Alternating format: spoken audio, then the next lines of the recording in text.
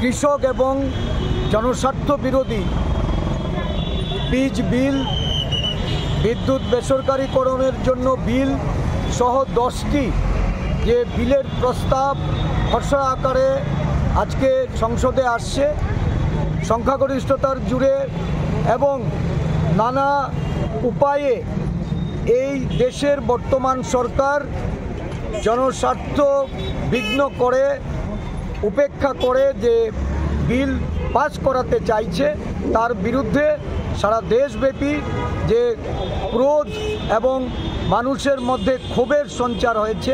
ত্রিপুরা প্রদেশ কংগ্রেস এই নিয়ে আজকে এই বিলের বিরোধিতা করে সারা দেশের সাথে আমাদের রাজ্যেও আমরা প্রতিবাদ কর্মসূচি আমরা সংগঠিত করেছি।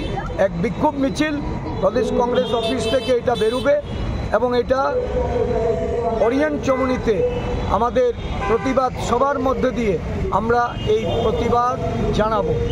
আমাদের রাজ্যের মানুষের স্বার্থ সংশ্লিষ্ট বিষয়গুলিতে এই সরকারের, রাজ্য সরকারের যে উদাসীনতা, এর বিরুদ্ধে রাজ্যবাসীকে ঐক্যবদ্ধ হওয়ার জন্য, সর্বস্তরের মানুষকে এগিয়ে আসার জন্য আমরা কংগ্রেস দলের পক্ষ থেকে আহ্বান রাখছি।